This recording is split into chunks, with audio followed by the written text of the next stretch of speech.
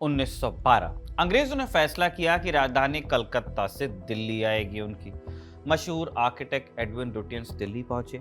इन्हें यहाँ पे बनाना था वाइस राय के लिए एक घर, ऐसा घर जो ऊंचाई पर हो, जहां से पूरी दिल्ली को नीचे देखा जा सके। तो उनकी नजर एक पहाड़ी पर पड़ी। ये अरावली का हिस्सा थी। बबूल और कीकर का जंगल उस पर था।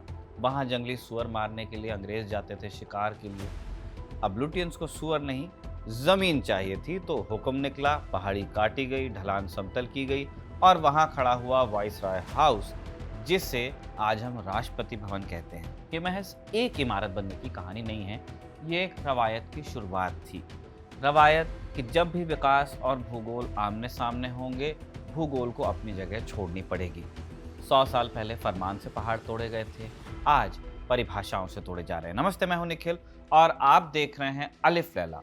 आज की कहानी भारत की सबसे पुरानी पर्वत श्रृंखला अरावली की है, जिसे सुप्रीम कोर्ट के एक ताज़ा फैसले ने नई पहचान दी है। पहचान ये कि कितना पहाड़ होना पहाड़ कहलाने के लिए काफ़ी है। मानव कौल से माफ़ी के साथ।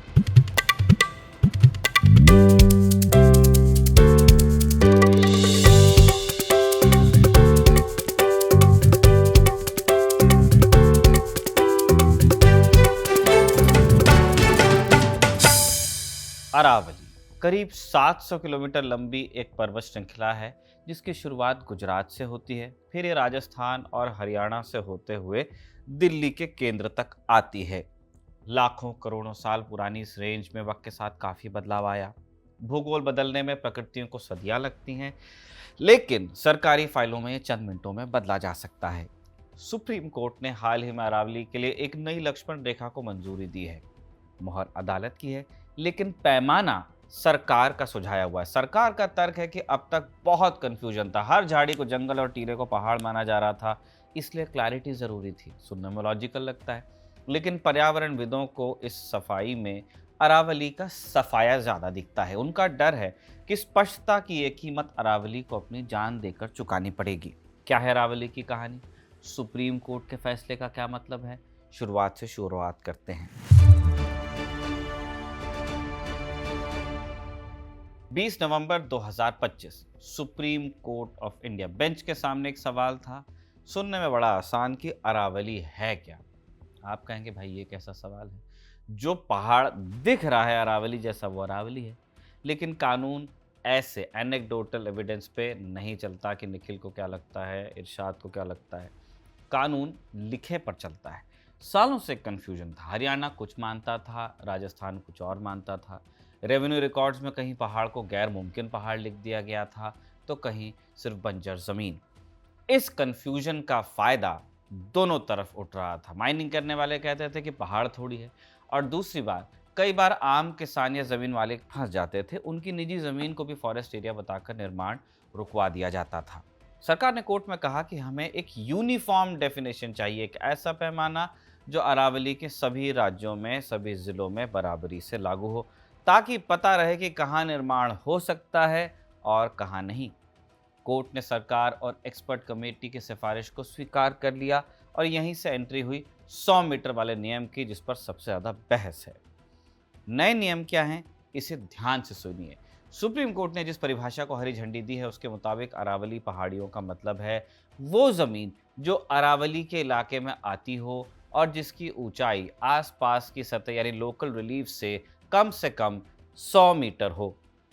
यानी इंच टेप का खेल शुरू हो गया। अगर कोई पहाड़ी 99 मीटर ऊंची है, तो इस नई परिभाषा में वो अरावली हिल की कैटेगरी से बाहर हो सकती है। इसके अलावा नए नियमों के अनुसार पहाड़ को पहाड़ मानने की दूसरी शर्त है कॉन्टूर लाइन। इसको आप ऐसे समझिए कि एक पहाड़ तंबू या टेंट जैसा होता है, ऊपर चोटी है और नीचे ज़मीन पर उसका फैलाव होता है, घेरा होता है। कोर्ट ने कहा कि पहाड़ सिर्फ चोटी नहीं है, पहाड़ वहाँ से शुरू माना जाएगा जहाँ ज़मीन से उसकी चढ़ाई शुरू होती है। यानी पहाड़ के सबसे निचले हिस्से पर एक लकीर खींच दी जाएगी और उस लकीर के अंदर जो भी आएगा वो पहाड़ माना जाएगा, और इस लकीर के बाहर सब कुछ मैदान।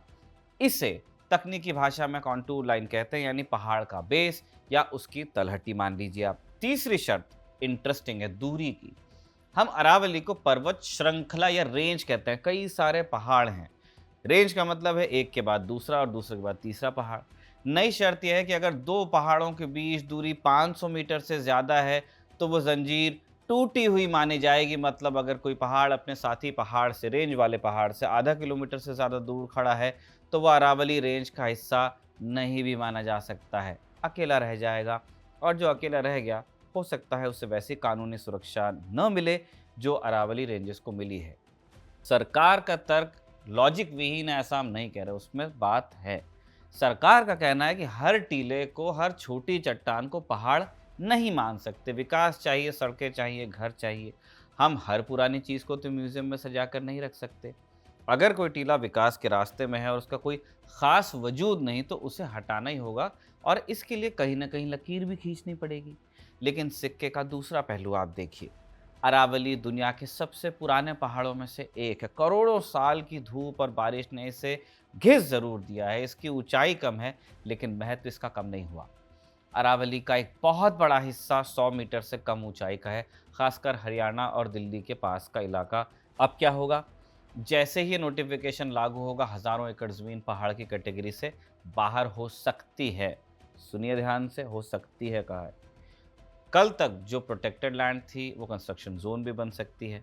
इससे आप एक ब्यूरोक्रेटिक मैजिक कह सकते हैं। बिना एक भी पेड़ काटे, बिना एक भी बुलडोजर चलाए, बिना कागज पर अरावली का एक बड़ा हिस्सा पहाड़ की कैटेगरी से बाहर हो सकता है।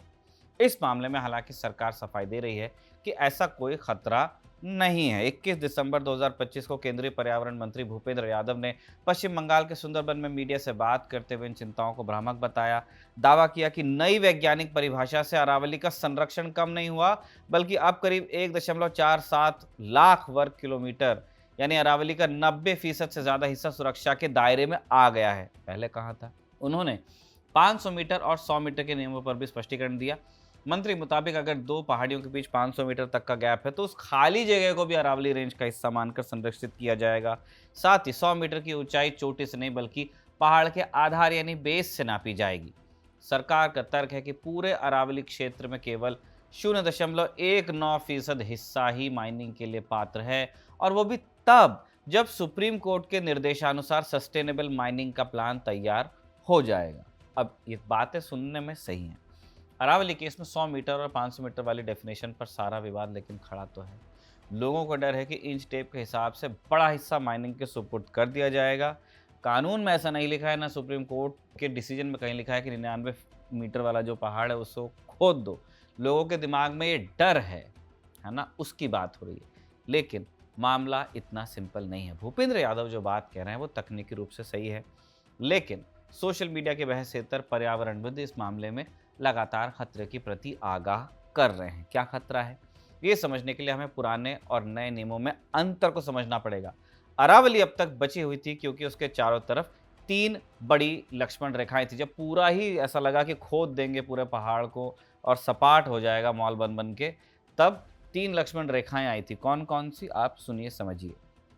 1992 का अरावली नोटिफिकेशन जो कि माइनिंग पर लगाम लगाता है।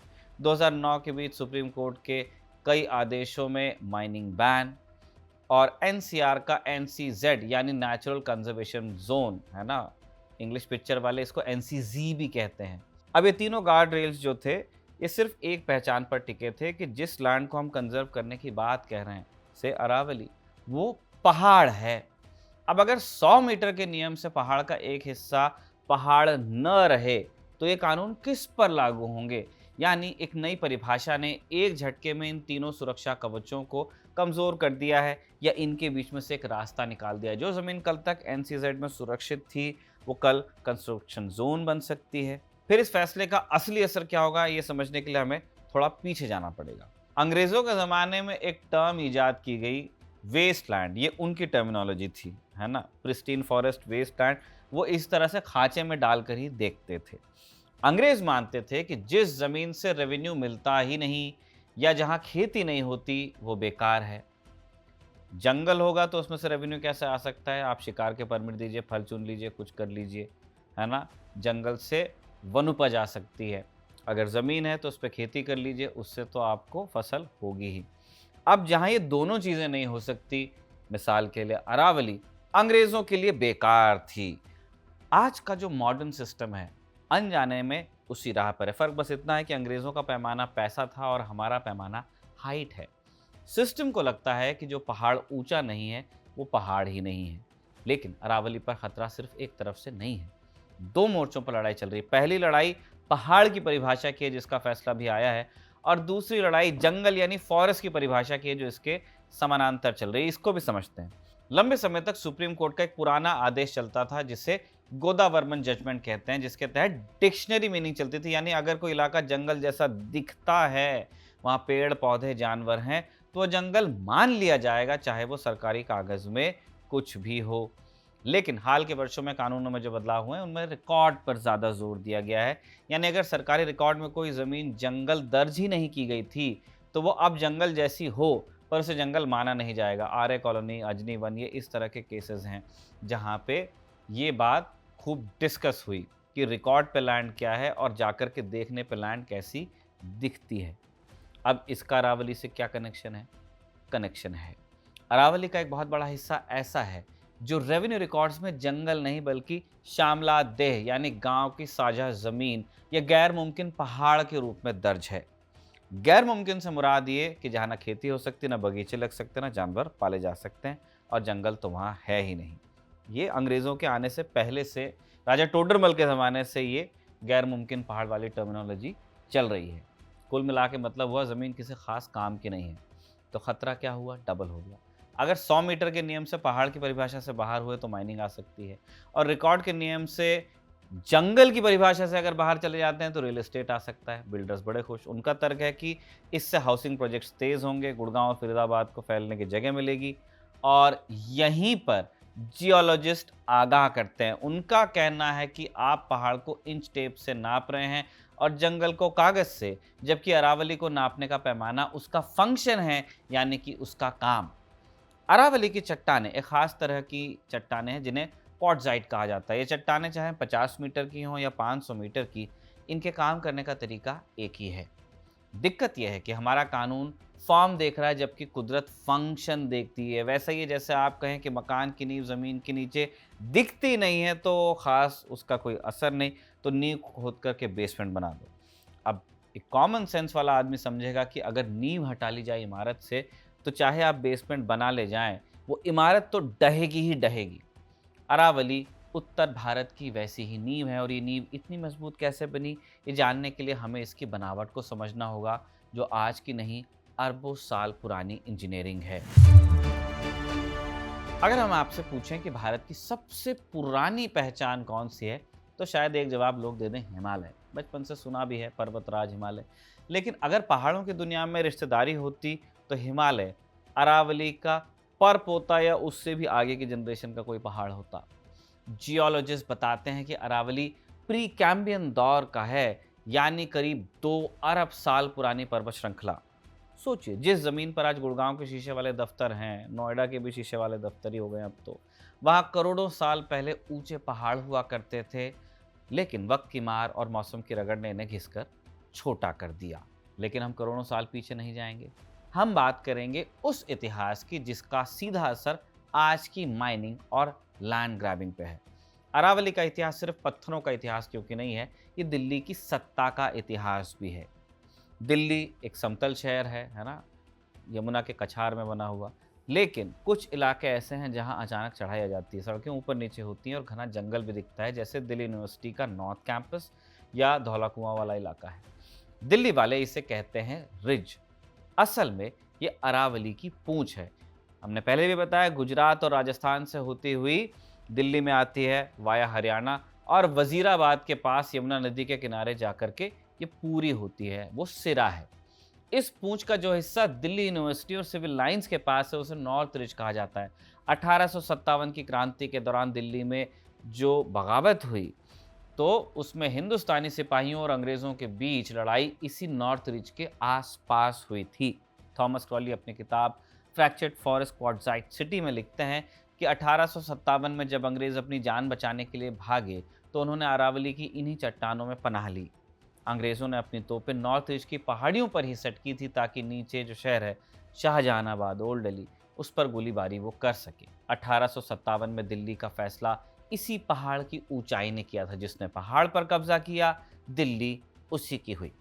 सिर्फ 1857 ही नहीं, उससे भी पीछे चलिए, दिल्ली के 7 ऐतिहासिक शहरों में से कई इसी रिच की गोद में थे। तुगलकाबाद, सूरजकुंड, इन सबको अरावली की चट्टानों ने ही सुरक्षा दी। मुगलों के लिए भी ये रिज एक शिकारगाह की तरह थी, जहाँ कीकर और बबूल के घने जंगल थे, जहाँ जंगली जानवरों का शिकार किया जा सकता था। लेकिन जैसे जैसे वक्त बदला, दिल्ली का इस पहाड़ के साथ रिश्ता भी बदल गया। पहले पहाड़ रक्षक था, फिर वो एक संसाधन यानी रिसोर्स बन गया बजरी का।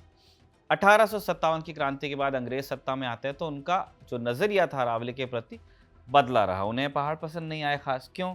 क्योंकि ये स्विट्जरलैंड या स्कॉटलैंड की हरी भरी पहाड़ियां तो थी नहीं, सूखी थी, कटीली झाड़ियां थी, गर्मी, धूल और भूरे पत्थर थे यहाँ पे। अंग्रेज बंजर मानते थे अरावली को, और यहीं से वो शब्द निकला जो आज भी हमारे सरकारी बाबुओं के दिमाग में चिपका हुआ है, वेस्टलैंड। अंग्रेजी रिकॉर्ड्स में अरावली को वेस्टलैंड दर्ज किया गया, मतलब ऐसी ज़मीन जिससे न तो अच्छी खेती हो सकती है, न ज़्यादा रेवेन्यू ही आता है। तो इसका इस्तेमाल क्या कर सकते हैं फिर? सिर्फ दो चीज़ें। वन, शिकार। अंग्रेज अफसर यहाँ घोड़े पर बैठकर भाले से जंगली सुअर मारा करते थे। दूसरा इस्तेमाल हुआ डकैतों और चोरों के छिपने के लिए। 1947 के बाद अरावली के और बुरे दिन शुरू हुए। दिल्ली और आसपास के शहरों में, गुड़गांव, फरीदाबाद, नोएडा, है ना, गाजियाबाद, निर्माण तेज़ी से बढ़ गया। सड़कें, पुल, घर बनाने के लिए क्या चाहिए आपको? रोड़ी चाहिए, रेती चाहिए, पत्थर चाहिए। ये सब कहाँ से आने वाला है? अब दिल्ली में रेत निकालने के लिए कोई बहुत बड़ी नदी तो है नहीं। यमुना से कंस्ट्रक्शन ग्रेड रेत नहीं निकलती है, तो कहाँ से आएगी? अरावली से। सरकार ने खुद माइनिंग को बढ़ावा दिया। 70 और 80 के दशक में अरावली को नोच खाया गया। थॉमस क्रॉली लिखते हैं कि दिल्ली का भूगोल ही बदल गया। जहाँ पहले पहाड़ियाँ थीं, वहाँ गहरे गड्ढे हो गए। एक वक्त ऐसा भी आया जब दिल्ली के पास संजय वन और भाटी माइंस जैसे इलाकों में जमीन पाताल तक खोद दी गई। मजदूर मरते रहे, माफिया पनपता रहा। लेकिन अरावली सिर्फ पत्थर की खदान नहीं है। जैसे कि हमने आपको बताया, इसके कोने कोने में कहानियां छिपी हैं। राजस्थान के अलवर में अरावली की गोद में ही बसा हुआ है भानगढ़। दुनिया इसे भूतों के लिए जानती है। एएसआई का बोर्ड लगा है कि सूर्यास्त के बाद रुकना मना है। लोग डरते हैं कि वहां रात को रुकने से जान चली जाएगी। लेकिन एक कड़वा सच यह है कि भानगढ़ के आसपास जो इलीगल माइनिंग होती है, भूतों से ज़्यादा खतरनाक है। डायनामाइट के धमाकों ने कई पुराने किलों और मंदिरों की नींव हिला दी है। उधर मेवात और हरियाणा के गांवों में लोग मानते हैं कि पांडवों ने अपने अज्ञातवास के दौरान अरावली की गुफाओं में दिन बिताए थे। कई जगह भीम के पैरों के निशान पूजे जाते हैं। मान्यता है लोकल लोग उन पहाड़ों को देवता मानते हैं। सदियों से ओरण यानी साझा जंगल बचाकर रखे गए वहाँ। यहाँ पेड़ काटना तक पाप माना गया, लेकिन मॉडर्न कानून पाप और पुण्य को तो समझता नहीं है, वो सिर्फ नोटिफिकेशन समझता है।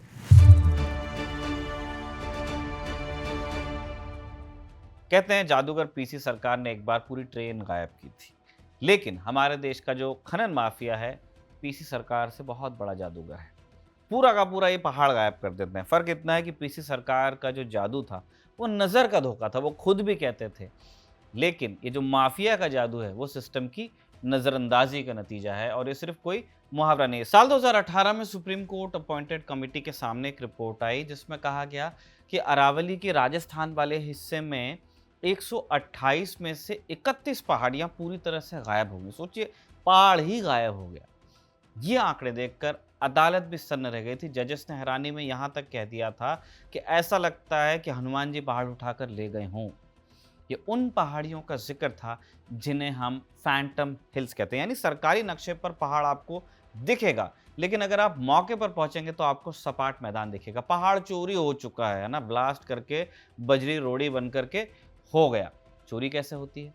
राजस्थान और हरियाणा का जो वेवी बॉर्डर है, इस खेल का सबसे बड़ा अखाड़ा है। रात के 2 बजे जब दुनिया सो जाती है, तब अरावली का सीना चीरा जाता है। सन्नाटे में अचानक एक तेज आवाज होती है, जमीन भी कांपती है। ये भूकंप नहीं होता, ब्लास्टिंग होती है।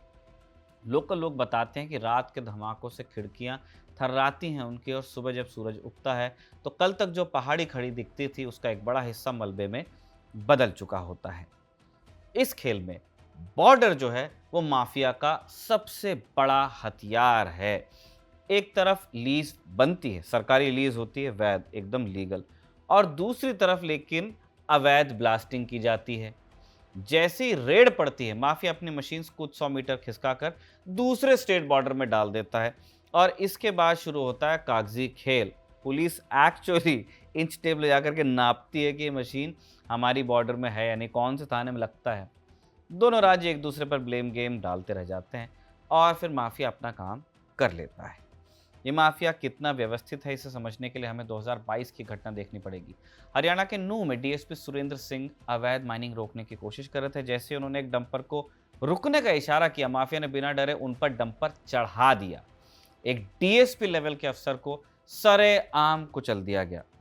ये घटना बताती है कि ये महज लॉ एंड ऑर्डर की समस्या नहीं है, ये प्योर इकोनॉमिक्स है। माफिया को पता है कि दिल्ली और गुड़गांव की कंस्ट्रक्शन साइट्स पर पत्थरों और रेत की कितनी भूख है, जिसे निर्माण के बाजार में बदरपुर या लाल रेत जैसे नामों से बेचा जाता है। उसकी मांग इतनी ज़्यादा है कि एक डंपर की कीमत हज़ारों हज़ार में है। जब दांव पर करोड़ों की कमाई हो तो माफिया किसी भी हद तक जाने को तैयार रहता है। अब इस पूरी कहानी में 100 मीटर वाली नई परिभाषा को फिट करके देखिए। माफिया के लिए ये नया नियम किसी वरदान से कम नहीं होगा। अब तक जिस 80 या 90 मीटर ऊंचे पहाड़ को काटने के लिए उन्हें रात के अंधेरे का इंतजार करना पड़ता था, काट तो अभी भी रहे। गूगल मैप से आप अरावली को जा जाके आप जूम कीजिए, आपको बड़े बड़े गड्ढे दिखेंगे, अपने आप नहीं बने हैं, है ना, कोई उल्का पिंड नहीं आया है वहां पे।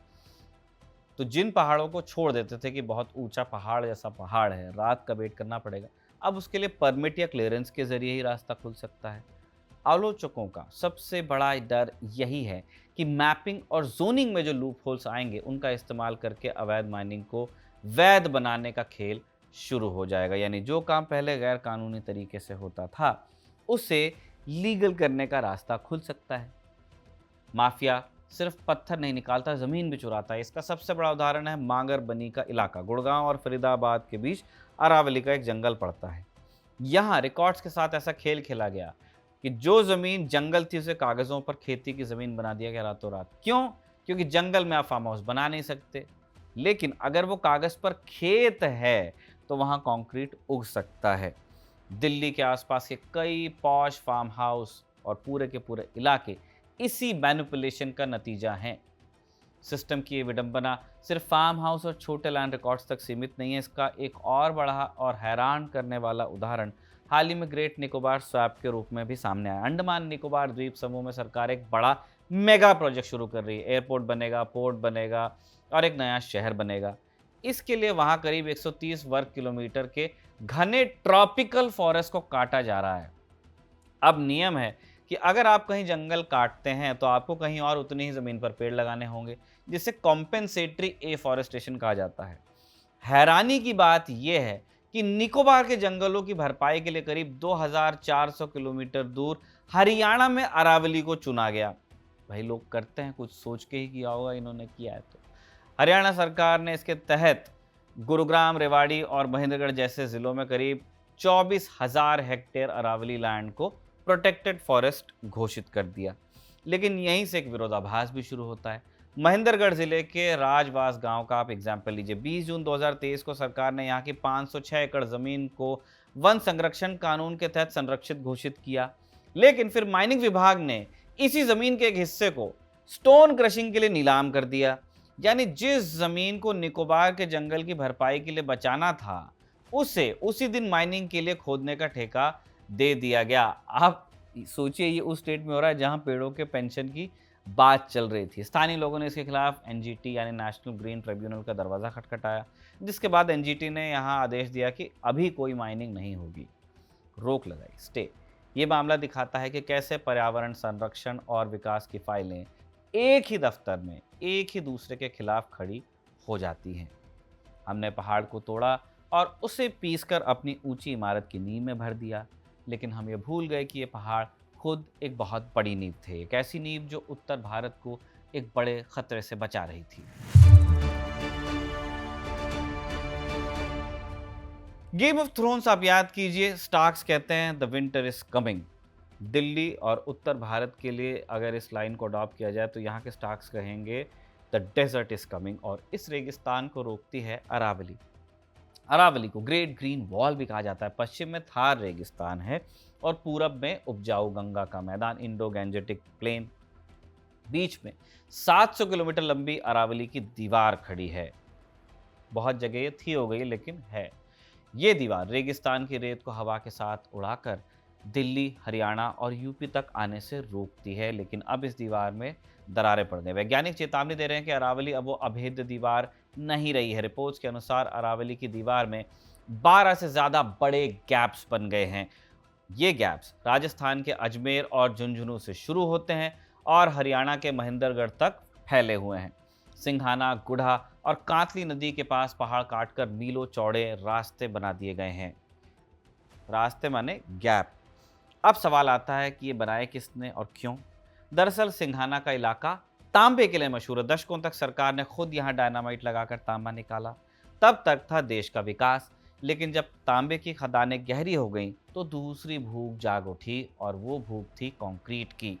दिल्ली, गुड़गांव और नोएडा में जो ऊंची ऊंची इमारतें बन रही थी, उन्हें बनाने के लिए पत्थर चाहिए था, रोड़ी चाहिए थी। तो माइनिंग माफिया ने उन पहाड़ों को जो तांबे के लिए खोदे गए थे, उन्हें पत्थरों के लिए पूरा का पूरा साफ कर दिया।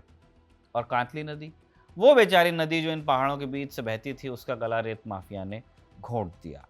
नतीजा ये हुआ कि नदी तो मर गई, लेकिन वहाँ एक सूखा गलियारा छोड़ गई और यही वो रास्ता है जहाँ से रेगिस्तान की रेत दिल्ली की तरफ कूच करती है। विज्ञान की भाषा में इसे विंड टनल इफेक्ट कहते हैं, यानी थार के रेगिस्तान की जो धूल उठ रही है, जो पहले अरावली से टकराकर रुक जाती थी, अब इन 12 बड़े बड़े गैप से दिल्ली और यूपी की तरफ घुस रही है। दिल्ली में जो धूल की परत आप अपनी गाड़ियों पर देख रहे हैं, वो सिर्फ लोकल धूल नहीं है, इसमें कुछ हिस्सा राजस्थान से आई धूल का भी है, जिसे रोकने वाला पहरेदार अब अपनी जगह पर नहीं है। जिस दिन ये पहाड़ पूरी तरह साफ हुए, दिल्ली और गुड़गांव नया राजस्थान बन जाएंगे। बस फर्क ये होगा कि वहाँ किले नहीं, सिर्फ कंक्रीट के खंडर होंगे। रेगिस्तान सिर्फ रेत का नहीं होता, पानी की कमी का भी होता है। अरावली एक स्पंज का काम करती है। जब बारिश होती है तो इन पहाड़ियों की दरारें पानी को सोखती हैं और उससे ज़मीन के नीचे ग्राउंड वाटर रिचार्ज करती हैं। गुड़गांव, फरीदाबाद और दिल्ली का ग्राउंड वाटर इसी पहाड़ के भरोसे। लेकिन अब क्या हो रहा है? पहाड़ काट कर वहाँ फार्म हाउस और सोसाइटीज़ बन रही हैं, कंक्रीट बिछ रहा है। बारिश का पानी अब ज़मीन में नहीं जाता, वो सड़कों पर बहता है। इसीलिए थोड़ी सी बारिश में गुड़गांव डूब जाता है। आप विडंबना देखिए, एक तरफ शहर डूब रहा है और दूसरी तरफ ज़मीन के नीचे पानी ख़त्म होता जा रहा है। माइनिंग ने पानी के उन रास्तों को ही काट दिया जो सदियों से पानी को रिचार्ज कर रहे थे। सरकार का नया 100 मीटर वाला नियम शायद कागज़ों पर बहुत सही लगे, इससे जीडीपी के आंकड़े भी कुछ सुधर जाएंगे। कंस्ट्रक्शन मटेरियल सस्ता तो नहीं होगा, लेकिन अवेलेबल हो जाएगा। लेकिन कुदरत जीडीपी का हिसाब नहीं रखेगी। Wild life institute of India और दूसरी रिपोर्ट्स कहती हैं कि अगर अरावली ख़त्म हुई तो नॉर्थ इंडिया में हीट वेव और डस्ट स्टॉर्म्स इतने बढ़ जाएंगे कि यहाँ रहना मुश्किल हो जाएगा।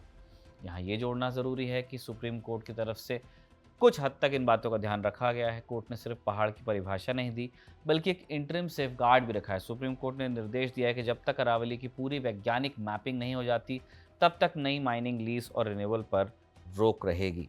अब सरकार को MPSM यानी management plan for sustainable mining तैयार करना होगा। इसका मतलब यह है कि असली लड़ाई अब कोर्टरूम से निकलकर मैपिंग के रूम में पहुंच गई है और सारा तकनीकी खेल यहाँ कॉन्टूर लाइंस का है। ये लकीरें ही तय करेंगी कि 1992 के अरावली नोटिफिकेशन और 2021 के NCZ की सुरक्षा किस ज़मीन को मिलेगी और किसे नहीं। वैज्ञानिक मैपिंग के दौरान अगर किसी पहाड़ को 100 मीटर से कम मापा गया या कम दिखाया गया, उसे रेंज से बाहर रखा गया, तो वो कानूनी तौर पर अरावली की सुरक्षा से बाहर हो जाएगा। एक्सपर्ट कमेटी और ब्यूरोक्रेसी का बनाया गया नक्शा ही तय करेगा कि अरावली का कितना हिस्सा माइनिंग या कंस्ट्रक्शन के लिए खुल सकता है। ये फैसला सिर्फ पत्थरों का नहीं है, बल्कि उत्तर भारत के ग्राउंड वाटर और हवा के भविष्य से भी जुड़ा है। हम नक्शे और परिभाषा बदल सकते हैं, लेकिन कुदरत के नियम नहीं बदले जा सकते।